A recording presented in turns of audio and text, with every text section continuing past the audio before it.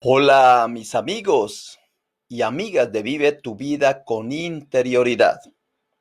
De nuevo me encuentro grabando este video con el propósito de animarlos en este momento en que nos encontramos en una situación crítica a nivel de la sociedad mundial. Y yo he venido hablando de la civilización, que el problema del ser humano es que de un momento a otro, cuando quiso él hacer las cosas por su propia cuenta, fue expulsado de la relación con la naturaleza. Esto está en Génesis 3, cuando Dios les había dado una orden, qué era lo que tenían que hacer, cómo se tenían que comportar dentro del ámbito divino, la humanidad, los animales, las plantas y a nosotros. Todos fuimos seres vivientes. Las plantas eran seres vivientes, los animales seres vivientes y nosotros seres vivientes que estábamos en un lugar en armonía.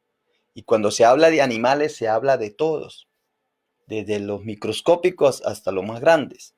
Y las plantas lo mismo. Pero en un momento dado fuimos expulsados del paraíso, del Edén, porque no cumplimos a cabalidad lo que el Señor quería que cumpliéramos, como quería el Señor que viviéramos, como Dios, de acuerdo a la divinidad, a la naturalidad de la vida, como decíamos, les decía anoche. Al humano romper esa relación con la naturaleza, entonces creó algo nuevo. Eso nuevo se llama civilización. Al ser expulsado del paraíso, le dice a la mujer: ahora con dolor vas a tener los hijos, vas a enfrentarte a la naturaleza, tú le pisas la cabeza a la serpiente, pero ella te va a morder en el telón, o sea, va a haber una lucha. Al hombre le dijo: comerás de ahora en adelante, producirás el pan para comer, comerás con el sudor de tu frente, sudando, pero la tierra te va a producir escardos y espinos. Entonces el ser humano, viéndose desamparado, desahuciado del paraíso, dijo: no, pues ahora tengo que crear mi propia ley. Y creó lo de la civilización. Esa civilización se fundamentó en lo que dice Apocalipsis en el capítulo 6. Apocalipsis en el capítulo 6 dice muy claro cómo es esa civilización. Apocalipsis en el capítulo 6 dice que vi el cordero y abrió uno de los sellos y oí uno de los cuatro seres vivientes decir con voz de trueno: ven y mire. Y miré aquí un caballo blanco, y el que lo montaba tenía un arco, y le fue dada una corona, y salió venciendo para vencer. Esa es la competencia política, la polis. Polis es organización, cómo se organizó la ciudad. Entonces, cómo una ciudad se organiza, porque civilización significa civis, ciudad. Entonces se organizó eso, la polis. Entonces, bueno, vamos a organizarnos.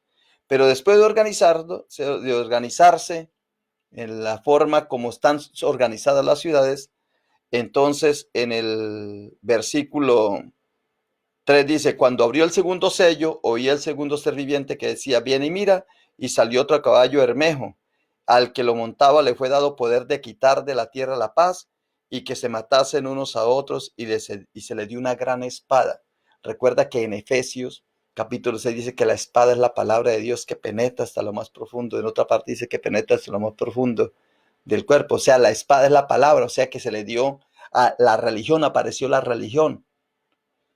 Tercero, cuando el quinto,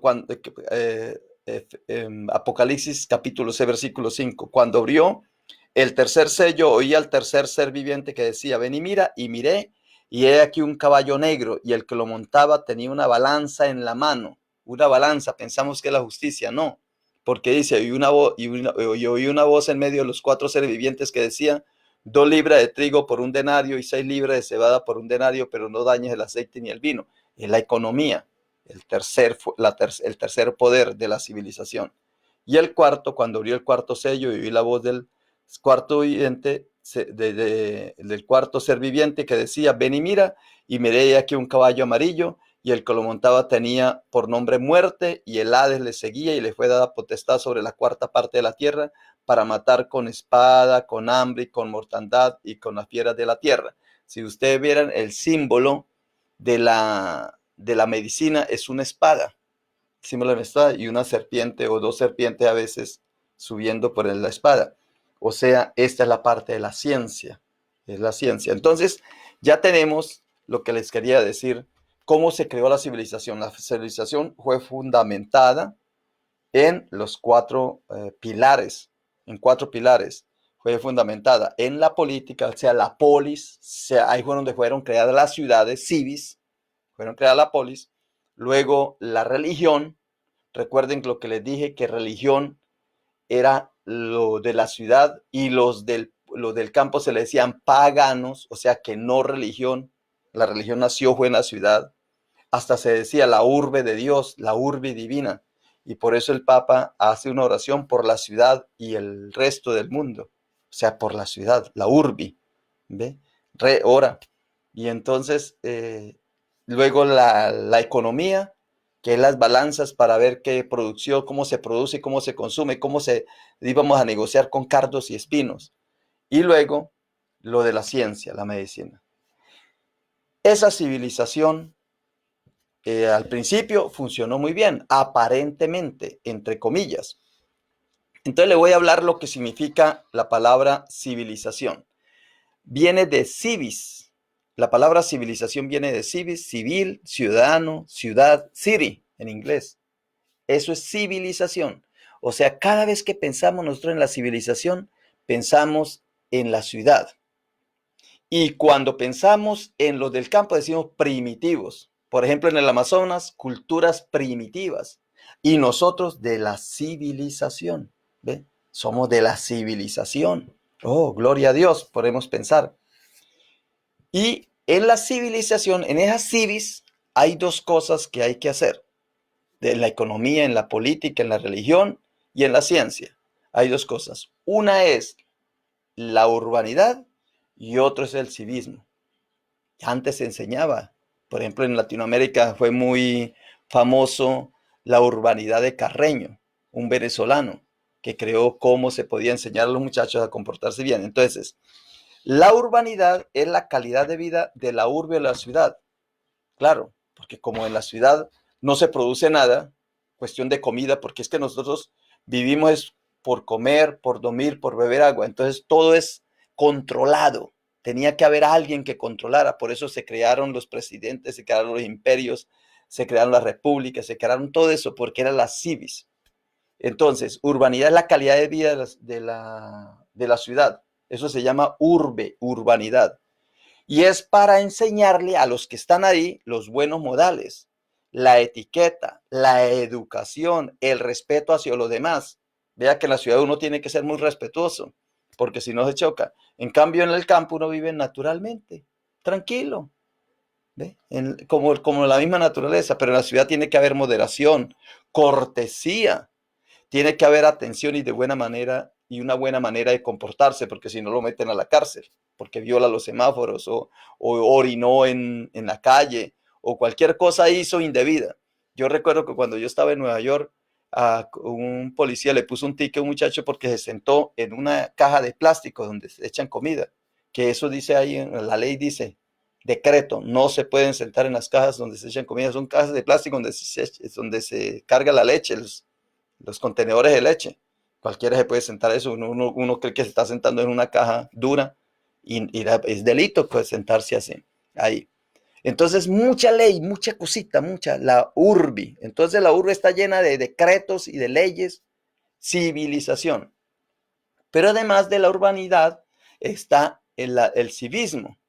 Entonces, eso se llama cívica, es el comportamiento del individuo dentro de la ciudad y muestras y esas son las señales de que la persona o es un buen ciudadano o es un mal ciudadano. Si no paga impuestos, un mal ciudadano. Si no ahorra agua, es un mal ciudadano. Pero si ahorra agua, se comporta bien, si arregla la casa, si cumple las leyes, entonces es un buen ciudadano. Y muestras y convivencia social de las personas conforme a una sociedad. Ahí se le enseñan las normas. No es lo mismo una persona vivir en el campo que vivir en la ciudad. Por eso cuando una persona fue al campo, un citadino, y entonces le dice se fueron a recorrer el campo, iban en un río, y el de la canoa, el boga, el que llevaba manejando la canoa, iba ahí un campesino, entonces le dice al de la ciudad, le dice, y le empezó a mostrar, mire los árboles, mire los pajaritos, dice, ¿y usted sabe cuántos pájaros hay aquí? Le preguntó el de la ciudad, dice, no sé cuántos, la cantidad de pájaros. Dice, uy, ha perdido un cuarto de vida, o sea que le falta conocimiento. Y más adelante, entonces, mirando los árboles, dice, ¿sabe cuántas clases de árboles hay aquí? Y dice, no, pues no sé, yo solamente vivo con ellos, convivo. Dice, uy, ha perdido el otro cuarto de vida porque no sabe.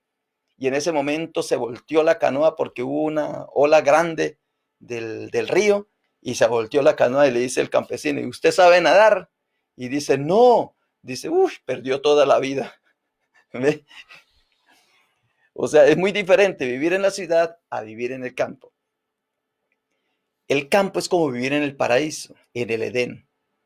Y en cambio en la ciudad es vivir de acuerdo a la civilización, a lo que creó el hombre después de salir del Edén. Entonces, en la civis, tiene que haber una enseñanza de normas, de reglamento, de valores, de ética, de moralidad. Hay un respeto. También se habla de solidaridad, eso es verdad, porque cuando pasan las ambulancias uno va manejando el carro y se orilla, porque la ambulancia va, hay solidaridad, cooperación, hay desarrollo social, económico, religioso, político. ¿Dónde están las grandes catedrales? Usted las mega iglesias, ¿dónde están? Esos templos no están en el campo, están en las mega ciudades. Todo es creado estratégicamente para el hombre sobresalir sin Dios. O sea, aparentemente se cree que se adora, pero en la religión no se adora a Dios. Se adora la idolatría. Y la política y la ciencia. Entonces, aparentemente, el ser humano pensó que creando la civilización y creando las normas y las reglas y nombrando a un presidente, a un alcalde, a un policía, a alguien que me dirija, porque aparentemente parecemos niños. En el campo no hay necesidad de todo eso, pero en las ciudades sí. Entonces parecemos niños, todos nos lo tienen que decir, todos son con leyes. Entonces, en eso, la sociedad se enfermó. La economía se deterioró. Hoy lo decía yo en el video, ahí tengo los datos pero no quiero repetir. La religión se malogró, la economía, la política se corrompió, la ciencia se dedicó a hacer experimentos en contra de la vida. Entonces todo empezó a funcionar mal. Y ahí vino lo que llamamos la enfermedad. Frente a esa enfermedad, bueno, ¿qué les quiero decir? ¿Qué enfermedades vinieron? ¿Dónde aparecieron las enfermedades? En la ciudad. Por ejemplo, las enfermedades infectocontagiosas. Desde que el ser humano empezó a vivir en las ciudades, aparecieron las epidemias. Por el orín, por las heces, por la comida podrida que se aparecía. Entonces eran focos de infección. Se aparecían las enfermedades infectocontagiosas. Aparecieron las enfermedades crónico-degenerativas porque empezó la humanidad a vivir de manera que se cruzaban entre ellos y empezó a haber violaciones y empezaron a haber hijos sin papá o sin mamá y enfermos y se iban pasando. Cuentan que en ciertas ciudades por lo general, o sea, siempre cada país hay una ciudad donde dicen que las personas son taraditas. En Colombia hay, no quiero nombrarla, pero hay. Bueno, voy a seguir. Pero siempre hay, como que se vuelven famosos ciertos lugares por personas defectuosas físicamente, o sea, degenerativas, crónico-degenerativas. Residuos contaminados. En la ciudad es basura por todos lados. Nueva York, hermanos, eso es increíble la tonelada de basura que se acumulan en las calles. Y en pleno Nueva York, en pleno Manhattan, esas bolsas negras. Focos de infección. En Manhattan, los edificios altos allá, hay apartamentos de $1.000.000, pero en las cuevas abajo, en el sótano, en el basement, viven familias harapientas, familias en un moho, en una humedad increíble, impresionante, en una pobreza y una miseria. terrible. O en el Bronx, o en otras ciudades, estoy hablando de Nueva York, y en las ciudades nosotros aquí, como por ejemplo en Del Río también. En Del Río las personas por lo general no limpian el carro. Ustedes saben, aquí en Estados Unidos, y ahí encuentran en los carros pizza de hace un mes, pan podrido, galletas, las cucarachas, los insectos ahí comiendo. Se van a hacer ejercicio y se le quitan la ropa y la dejan ahí días. Y en las casas lo mismo. Entra uno a ciertas casas y es increíble. Y esto lo estoy diciendo porque yo conozco ciudades muy limpias. En Colombia, ciudades muy limpias. Y aquí también hay familias muy limpias, pero familias que no. Entonces, estamos en todos, porque como estamos en la misma ciudad, pues ¿quién va a controlar lo que hay adentro? Hay enfermedades, esos son los residuos contaminados, cepas bacterianas resistentes ante los antibióticos. Ya empieza a existir eso, porque uno se enferma, va en un antibiótico y se lo pone a veces sin control, y eso causa algo raro. Los virus, toda esa cantidad de virus que ha habido, muchísimos. Yo señalé en estos días 21, la viruela, el sarampión, el tifo, todas esas enfermedades, la peste, todas las enfermedades, la peste negra. Bueno, la obesidad. Usted no ve un campesino gordo, demasiado, pero en la ciudad sí, gordo. La obesidad, la diabetes, la osteoporosis, como la persona es muy sedentaria en la ciudad, todo en carro, la aterosclerosis, la hipertensión, el infarto, todo eso es del corazón, y otras cardiopatías, otras enfermedades del corazón, enfermedades mentales. Usted nunca ve en el campo una persona que tiene que ir donde el psiquiatra. Los psiquiatras es que no existen en el campo porque la persona vive en contacto con la naturaleza, vive normal. Las enfermedades mentales y psiquiátricas, la desnutrición, increíble en las ciudades, sobre todo en los cinturones de miseria de muchas ciudades. La depresión es en la ciudad.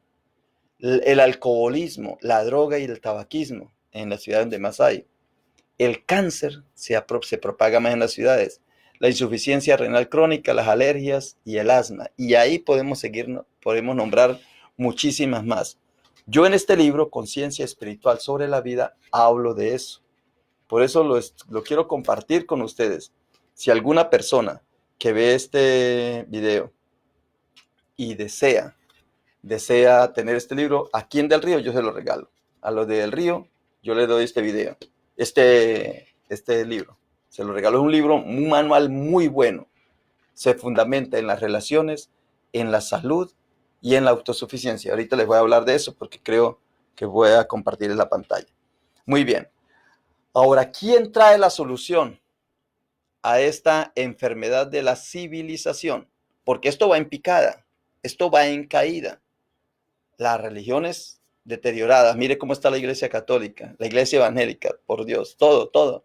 Nosotros que somos cristianos, o sea, que creemos en Cristo. La economía para abajo, la política corrupta. ¿Quién cree en los políticos? ¿Quién vota hoy día? La democracia. Y la ciencia, pues totalmente desprestigiada. La Organización Mundial de la Salud se le está acusando que no fue capaz de hacer nada. ¿Quién nos puede salvar? Pues nos salva es la Biblia, porque Jesucristo vino a rescatarnos, a traernos vida. Y le voy a poner tres ejemplos para que miremos. Tengan un poquito de paciencia, vamos a leerlo despacito. Cómo Jesús es la salvación para sacar adelante al hombre. Pues primero que Jesús le dice al ladrón, cuando el que estaba crucificado con él, le dice: acuérdate de mí cuando estés en tu reino, cuando vengas en tu reino. Y le dice: no, hoy estarás conmigo en el paraíso. O sea que Jesús vino a traerlo al paraíso. Adán fue un alma viviente y Jesucristo fue un espíritu vivificante. Pero mientras estaba en la tierra, él dijo tres cosas con respecto a la salud. En Marcos, en el capítulo 2, versículo del 1 en adelante, habla de Jesús sana a un paralítico. Recuerdan al que trajeron los cuatro y que abrieron un hueco en el techo. Entonces voy a leerle la parte de donde él empieza a polemizar. En el capítulo 9, en el 8, y dice: y conociendo Jesús, Al ver Jesús, la fe de ellos dijo al paralítico: hijo, tus pecados te son perdonados. En Marcos 2:5. Al ver Jesús la fe de ellos, de los que lo habían bajado, entonces le dice: tus pecados te son perdonados. Y entonces, entonces dice el 6, estaban allí sentados algunos de los escribas, los cuales cavilaban en sus corazones: ¿por qué habla este así? Blasfema, dice, ¿quién puede perdonar pecados sino Dios? En el 8, y conociendo Jesús en su espíritu que cavilaban de esta manera dentro de sí mismo, le dijo: ¿por qué caviláis así en vuestros corazones? En el 9, ¿qué es más fácil decir al paralítico: tus pecados te son perdonados? O decirle: levántate, toma tu lecho y anda.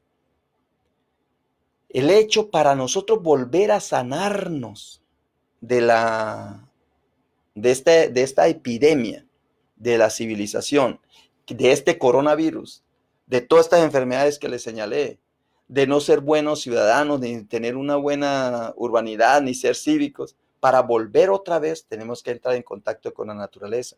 Para entrar en contacto con la naturaleza tenemos que ser perdonados. Perdonados es que volvamos otra vez a caer en la gracia de Dios, porque al salir del paraíso fuimos desgraciados, que perdimos la gracia, quedamos sin la gracia.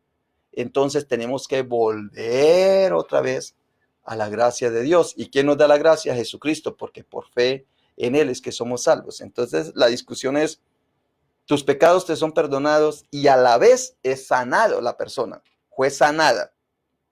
Entonces, pues para que sepáis que el Hijo del Hombre tiene potestad, en el 10, Marcos 2:10, para que sepáis que el Hijo del Hombre tiene potestad en la tierra para perdonar pecados, dijo al paralítico: a ti te digo, levántate, toma tu lecho y vete a tu casa.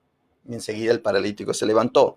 Entonces, el primer punto es que si queremos sanidad, especialmente en este momento del coronavirus, necesitamos ser perdonados. Entonces, arrepentidos y creer en el Evangelio, que nos dice el Señor en otra parte. Ahora vamos a mirar lo que significa también sanidad. Vamos a leer en Marcos 5, un poquito más adelante. En Marcos 5, en el capítulo 21, dice que Jesús, pasando otra vez Jesús en una barca, a la otra orilla se reunió alrededor de él gran multitud, y él estaba junto al mar. Vino uno de los principales de la sinagoga, llamado Jairo. Luego que le vio, se postró a sus pies y le rogaba mucho, diciendo: mi hija está agonizando. Ven pronto, ven, pon las manos sobre ella para que sea salva y vivirá. ¿Ve? No dice para que sea sana. Entonces Jesucristo, al traernos la salvación, que es a través del perdón de sus pecados, porque por sus heridas fuimos sanados. Por eso Jesús, en una película de Mel Gibson, que Jesucristo, una gota de sangre baja, o no sé si cuál, cuando el costado, que llega y ¡pam!, toca la tierra y hay como una explosión así grandísima, porque Él viene a contactarnos, a sanar todo. Entonces, ve que le dice, y le rogaba diciendo: mi hija está agonizando, ven y pon la mano sobre ella para que sea salva y vivirá. Sanar y salvar, muy parecido. Pero una mujer que desde hacía 12 años padecía de flujo de sangre, Marcos 5:26, y había sufrido mucho de muchos médicos. Ve, la ciencia, la política, la religión y la economía te hacen sufrir y tú no te das cuenta. ¿Para qué trabajas? Para comer. ¿Para qué comes? Para trabajar. Y es un círculo vicioso.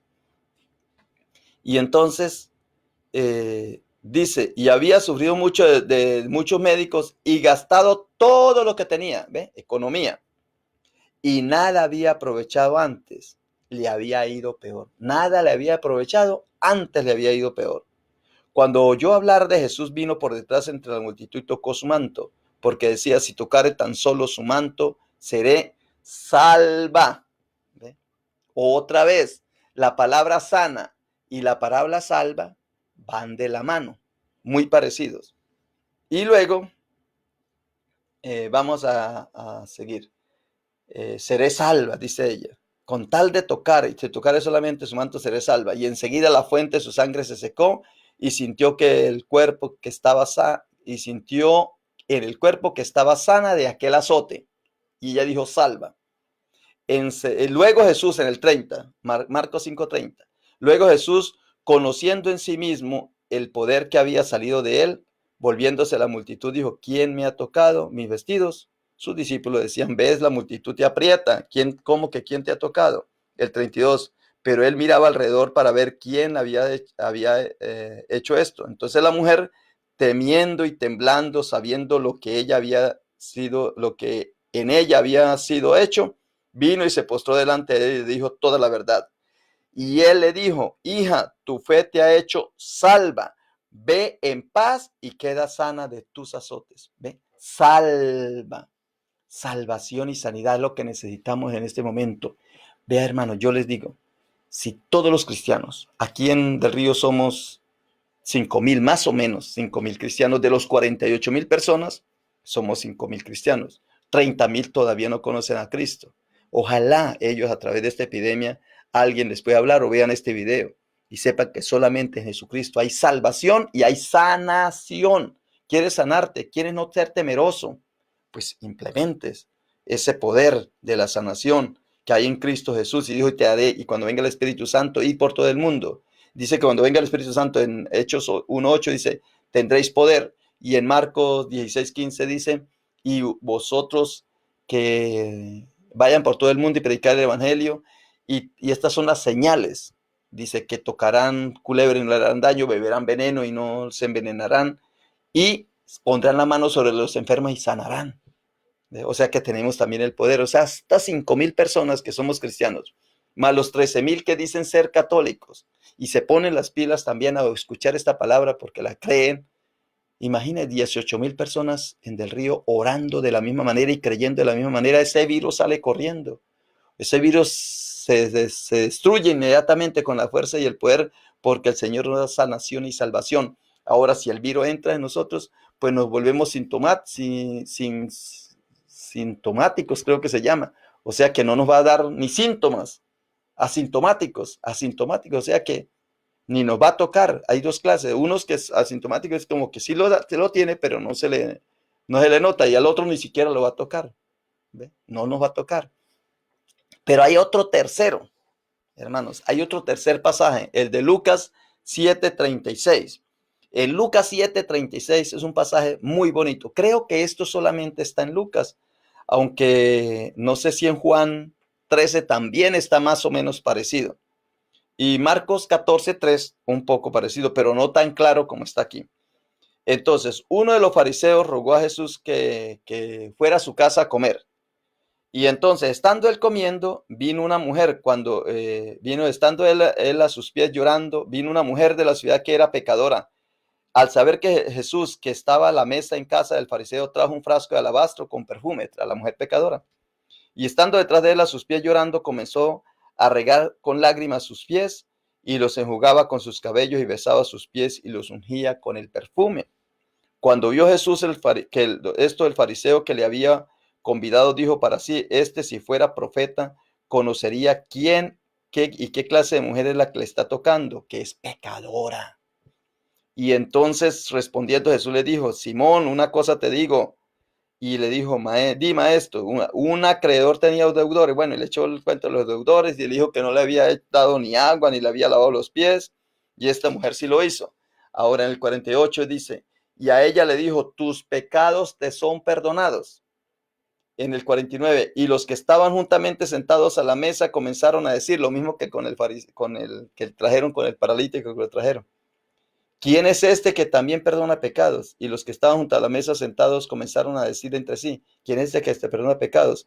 Pero él le dijo a la mujer, tu fe te ha salvado. En el 50, Lucas 7:50, tu fe te ha salvado, ve en paz. Entonces, tenemos tres pasajes en los cuales aquí observamos claramente cómo lo que Jesús dice es que solamente en Él es que podemos tener salvación. En Jesucristo es que hay salvación. Bueno, muy bien.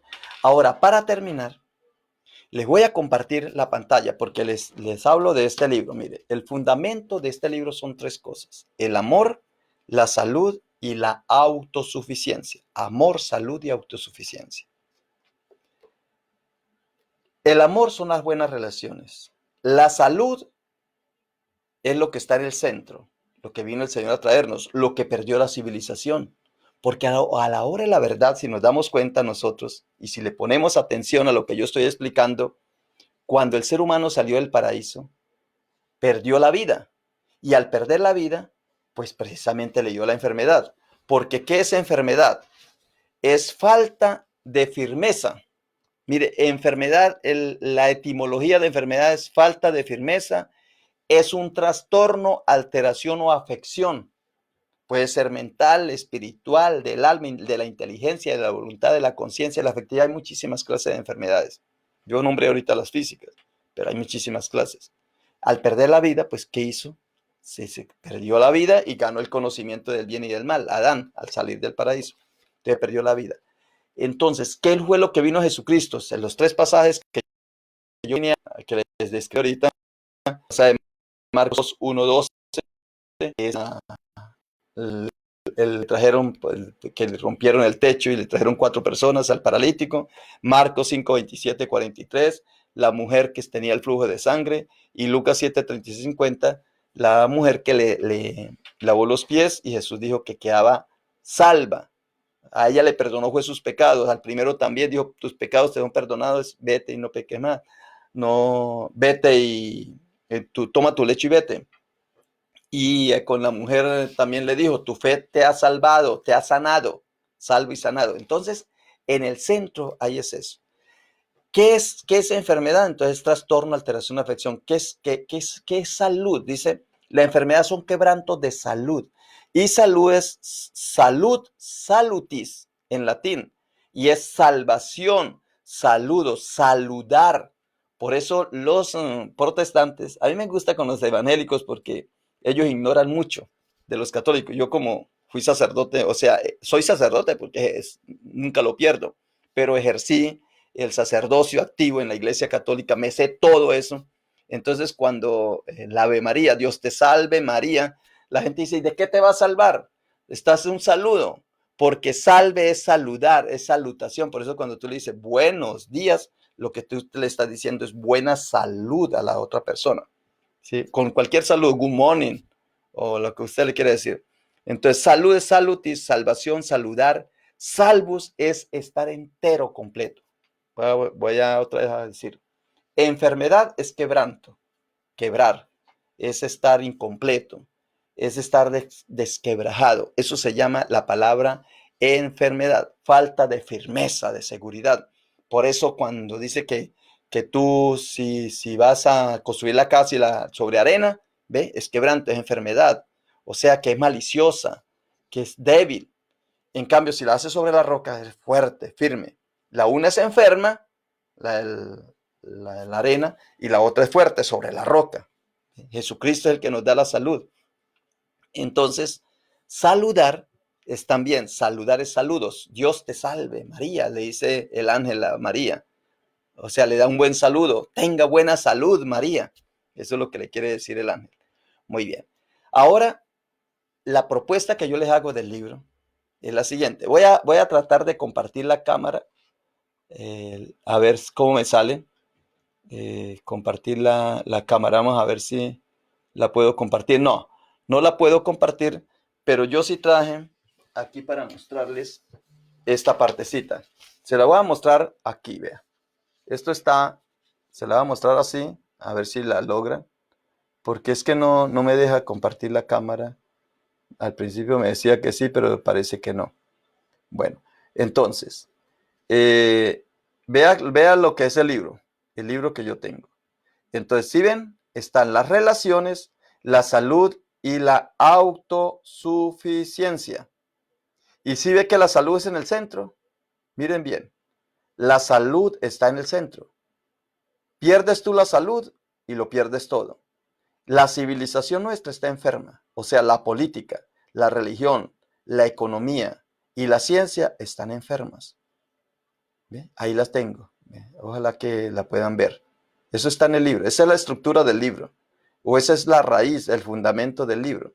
Entonces la salud está en el medio. La salud se deteriora por malas relaciones o por no ser autosuficiente. Entonces las malas relaciones es cuando no nos relacionamos bien en los individuos, con la pareja, con la familia, con la escuela, con el trabajo y la sociedad y la ecología. ¿Ve? Malas relaciones.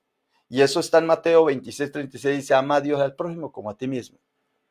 Ahora, la salud está en el centro.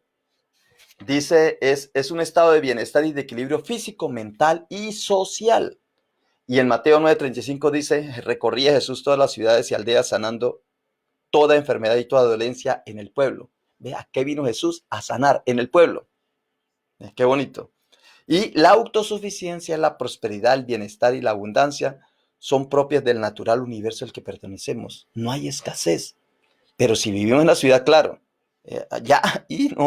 Ayer me dice alguien, me dice, no, dijeron que iba a haber escasez de carne. Dije, ay, Dios mío, ahora ya va a faltar la carne de H-E-B en Walmart. Se la van a llevar toda.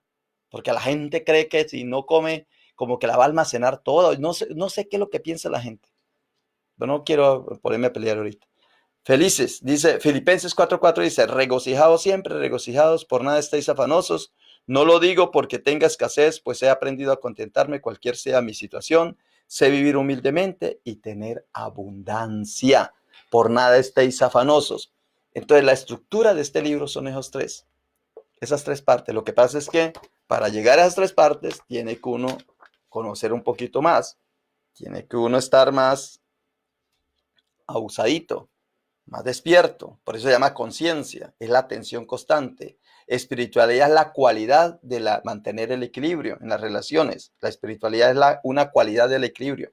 Y la vida es la combinación de la conciencia y de la espiritualidad. Eso es lo que forma la vida. Los dos forman la vida.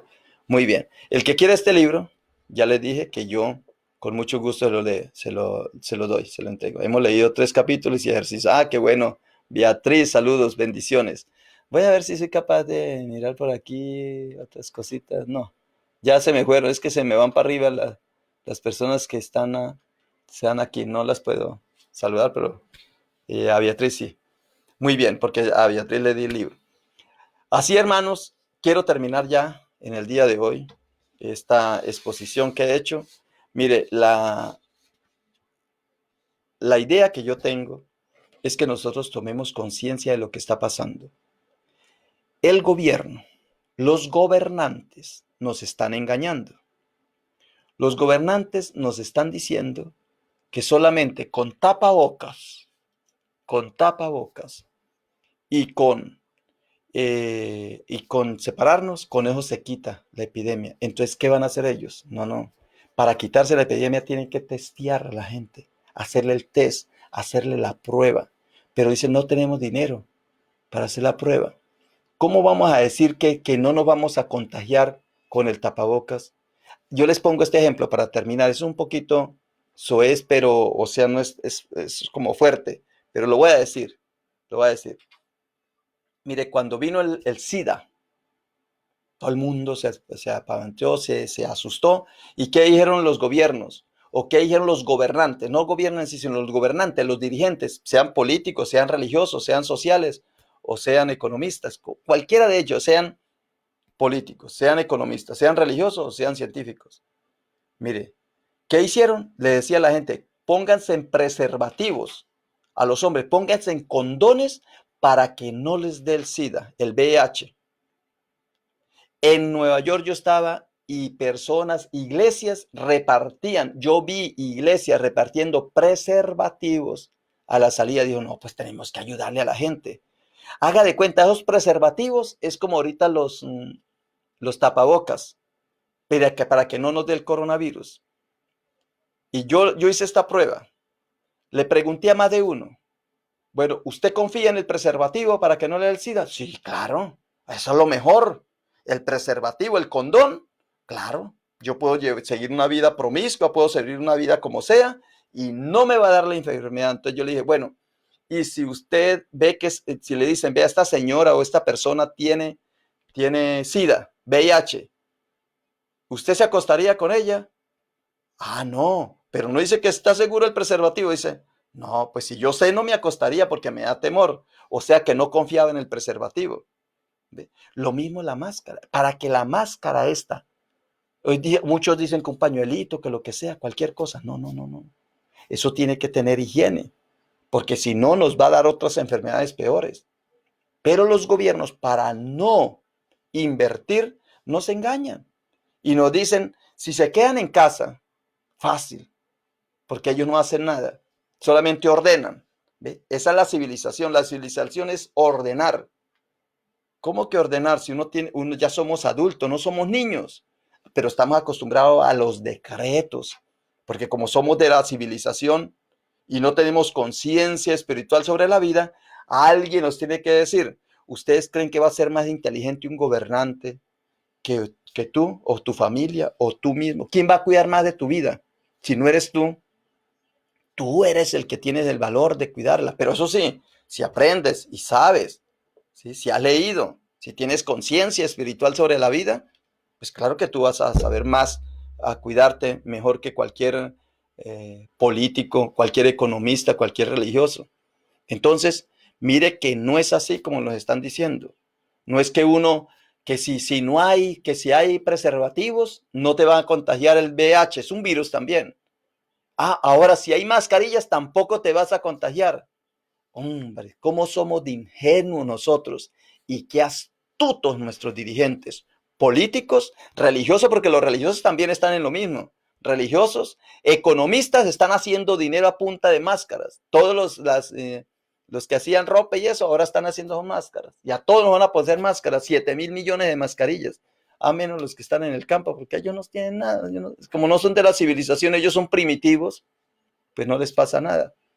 ¿Ve? Un poquito echarle cabeza.